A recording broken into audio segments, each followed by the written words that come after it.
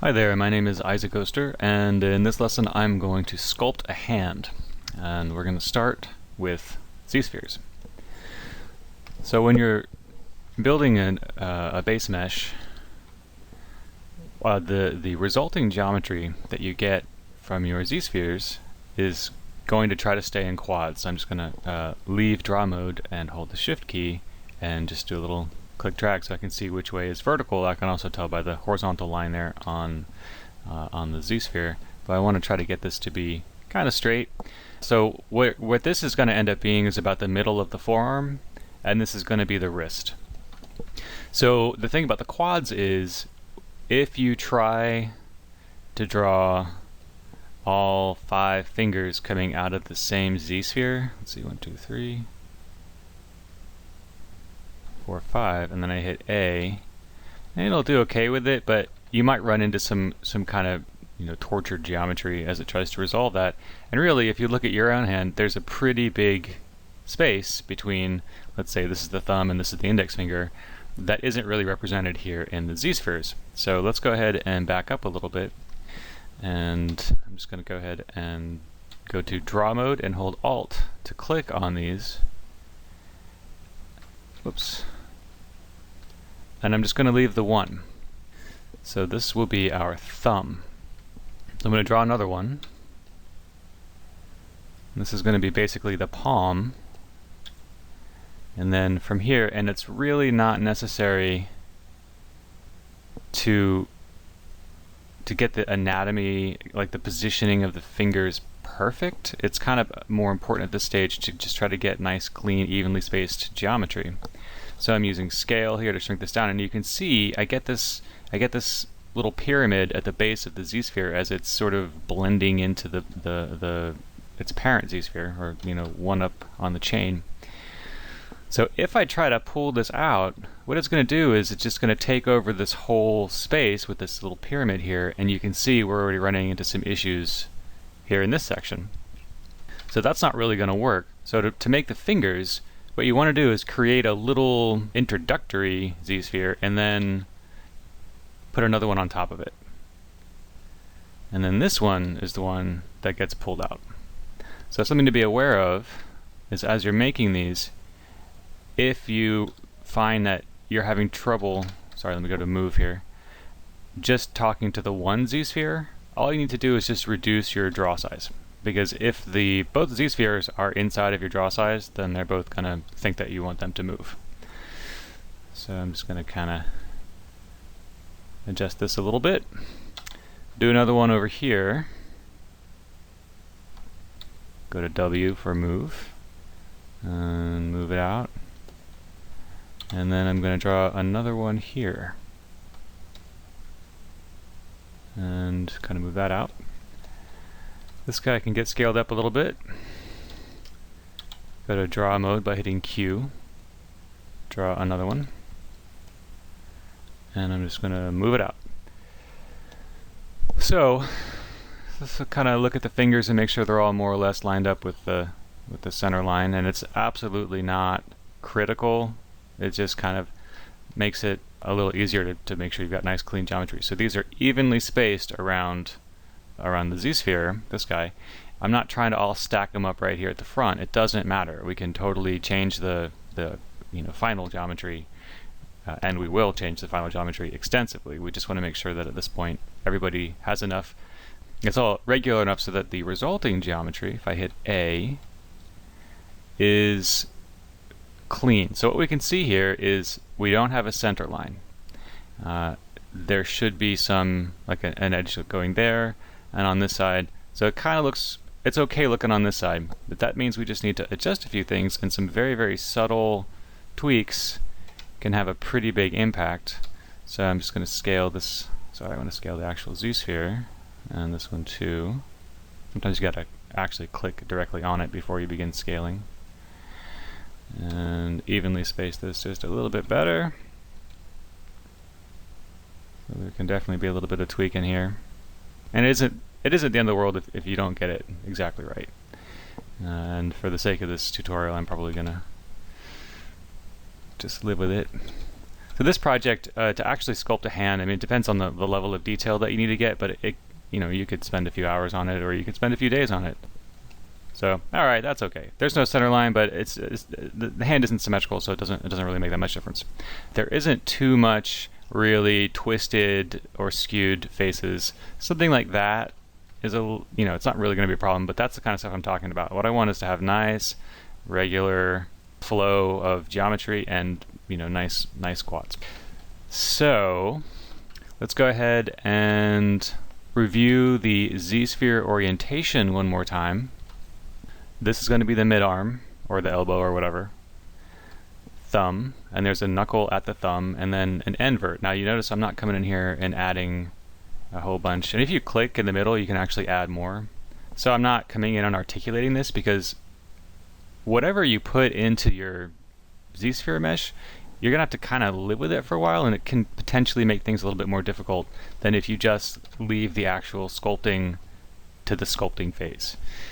So I would encourage you to follow the mantra of less is more when you're dealing with your Z-spheres. So top of the arm, elbow, or mid-arm, whatever, wrist, palm, and then at the start of each finger, there's actually a smaller Z-sphere, and then another one that gets pulled off of that. So hopefully that's clear. And you may see other ways of doing it. There's one of the things that you'll come to learn with ZBrush is that there's never one perfect way. There's usually 5 or 6 really good ways. So now I'm going to go ahead and hit A to create my preview mesh, and I think it looks good. So I'm going to go ahead and hit Make Polymesh 3D.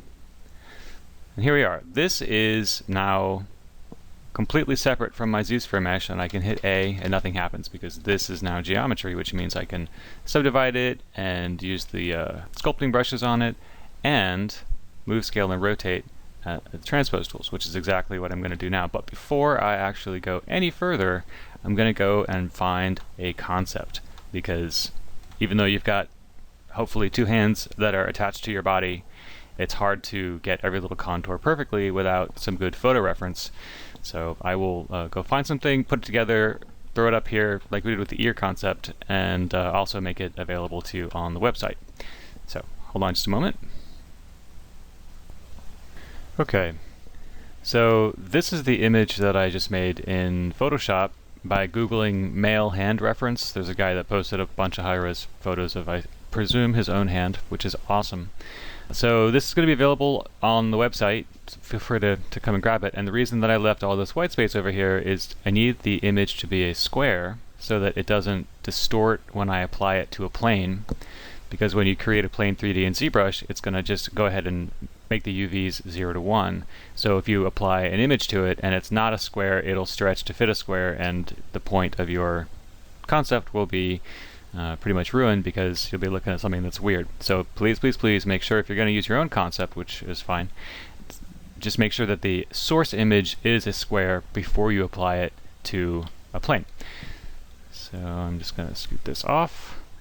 Go to this tool section here and click on Plane 3D. Turn off Polyframe.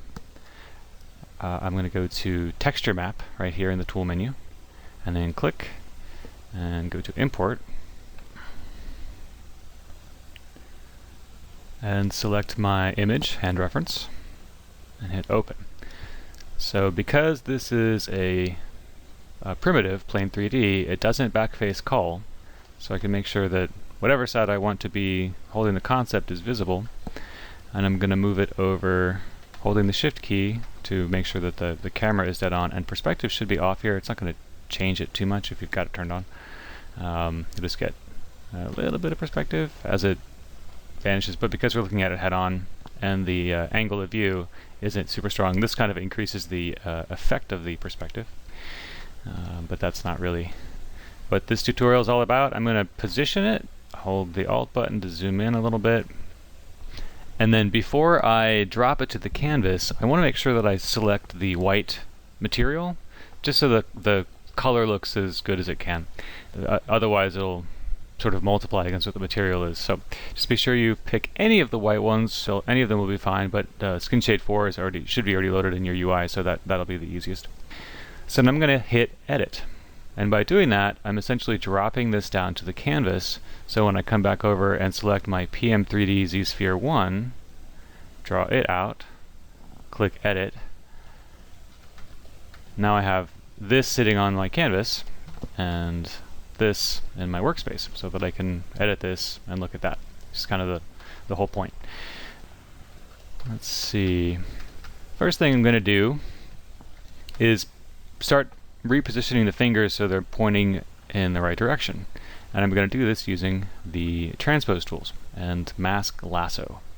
So first thing to do is hold the control button down, click mask lasso, and mask off one of the fingers here. So I want to invert the mask. I find it's easier to mask what I want to actually manipulate and then invert the mask. And I'm going to click on the mesh to blur it. So that'll just sort of ease the transition of whatever I'm doing. And now I want to use the move transpose tool. Actually, a little move and a little rotate. So this is going to be move. Grab it from the middle. And I'm going to hit smooth, hold the shift key, and just kind of tap it. Now one of the things about the smooth is it's set by default to a Z intensity of 100, and when you only have a few polygons, that can have a pretty powerful effect. So holding the shift key down to switch to the smooth brush, you can just reduce the intensity while you're at a low poly level, and it'll still have that smoothing effect, but not actually collapse the geometry completely. Same thing on this side. So to invert, I'm just clicking, holding control, and clicking outside of the geometry. So with the finger unmasked and everything else masked, I'm going to click on the geometry a couple times, get a nice blur, and go to move. Draw this out, kind of orient it that way. You know, I'm actually going to use rotate here so the finger doesn't lose its thickness. Yeah, I think that works better. And same thing with this guy. Blur it, rotate, and I can see that's this finger, and so this finger is also pointing pretty forward. Nice thing about having reference right here is you don't have to guess, you can just look. And rotate him a little forward as well. And one more time over here. So you see it's not, the first time isn't necessarily going to be exactly right. In fact, it's nowhere near close to being right. But this is a very, very iterative process. So if I look at the actual shape of the hand, the thumb, the part of the hand that attaches to the thumb is wide and kind of sticks out a little bit, whereas right here it's sort of collapsing in. So I'm just going to go ahead and use the move tool to pull it out a little bit, and then maybe reduce the mask a little bit. And whoops. Temporarily, if you hit T, you'll actually leave edit mode. Not recommended. Make sure you just click T again, and that way you won't have to clear your screen and redraw. Okay, so come and unmask and smooth it out, and in this case it's not really having as much effect as I want. So fingers are kind of pointing in the right direction, thumb is getting there, and I haven't done any rotating of the camera, so obviously there's some major issues that need to be resolved that way, but I'm just going to grab the inflate brush, or magnify in this case, probably work just as good. Well, I'm going to try inflate. So to sort your brushes, you can just hit I, in this case I because it's the first letter of inflate, and it'll basically isolate all the brushes that start with that will be the only ones that are visible. So just grab inflate. Yeah, that's working better. So inflate, smooth, inflate, and the shift key, one more time, is the hotkey for smoothing. So holding the shift, when it turns blue, I'm holding the shift key. So go ahead and inflate.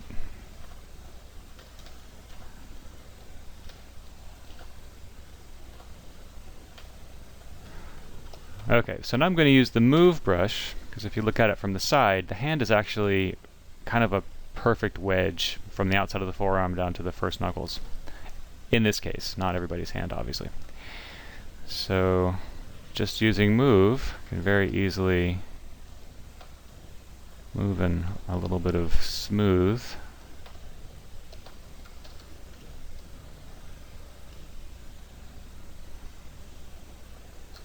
kind of begin to get that natural curvature.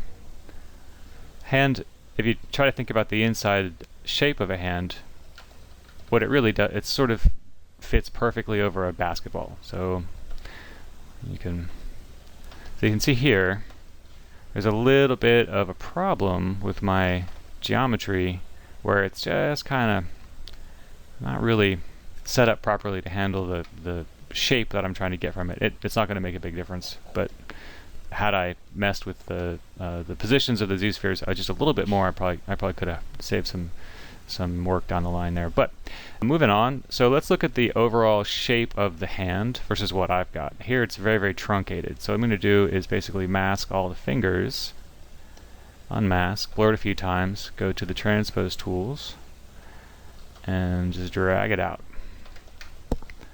I'm going to go back to move and try to get the sort of the shape of the fingers here. And I think the pinky needs to be bent out just a little bit.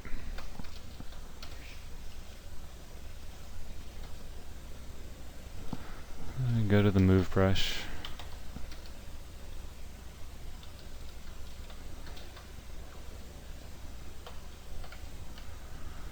And this guy can be a little bit longer. So with the move, if you remember from the last lesson, all I need to do is make sure I start dragging at the knuckle, and then I can do kind of a non-linear scaling or skewing if I want. And so come over and look at the side. So I haven't done any subdivisions. This is still, I'm still at subdivision 1. Or actually, by default, when you create geometry, it usually gives it an extra subdivision, but it looks like in this case it didn't do that.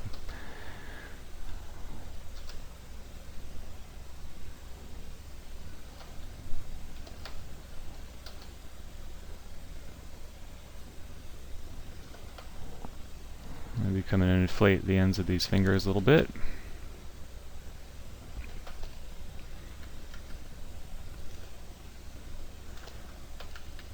I think it's about time to go ahead and throw that subdivision on there. So I'm just going to hit Control D. You could also hit Divide in the Geometry tab, and make sure that you are working on your Polymesh 3D, not your Z-Sphere 1. Probably by now you would have noticed that something is wrong. Before you start subdividing, you want to make sure that you've got your Polymesh selected. So let's go ahead and make this guy a little longer. So this is the Move Transpose tool. Hotkey is W, and I'm going to just kind of move all this stuff over a little bit.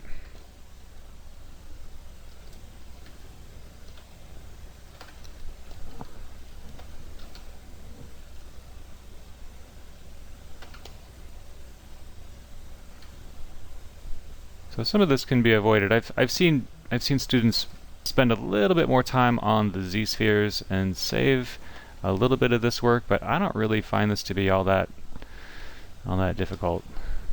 And I would encourage you to rely as little as possible on the Z-spheres and just trust in your sculpting ability.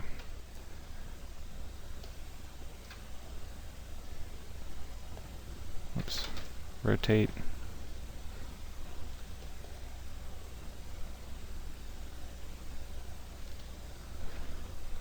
So basically all I'm using here are the transpose tools, inflate, smooth, and move. And it might not look like much yet. That is okay. Every single model that has ever been made spends a good deal of time as an ugly duckling. So this is one of the issues where inflate and magnify have a little bit of a different behavior. When I inflate this, ZBrush has no problem crashing those two surfaces together, which is a humongous no-no. You never want to do that. If you see that happening, you can either use the Move brush along with Smooth, or you can try the Magnify brush, which I think will be a little bit better about not crashing things. That still does a little bit. So this is going to be mostly a move operation here. Turn polyframe back off.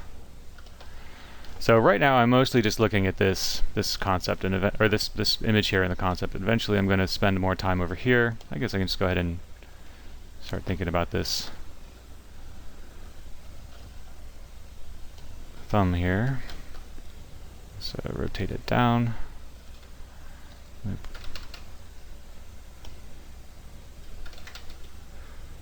Rotate, and then I'm going to move it to kind of alleviate some of the distortion that was happening there, and then isolate the thumb a little better and use scale, which is E, make it bigger.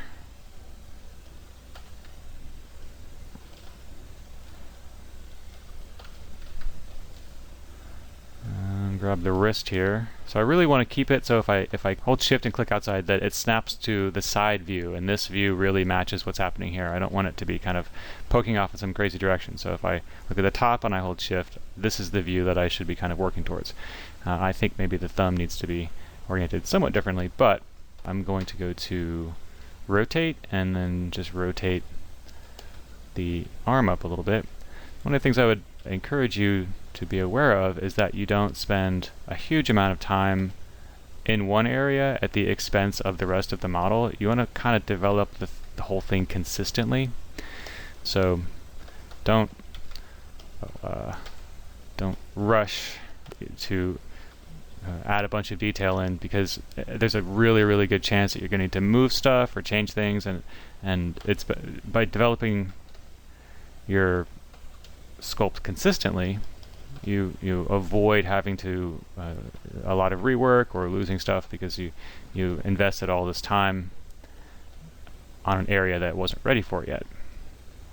And another thing I would encourage you to do is as you are learning, kind of make sure you don't. Okay, so I just switched to clay tubes. I'm actually going to go ahead and reduce the intensity. By default it's at 49. I'm going to make it about 15. One more subdivision.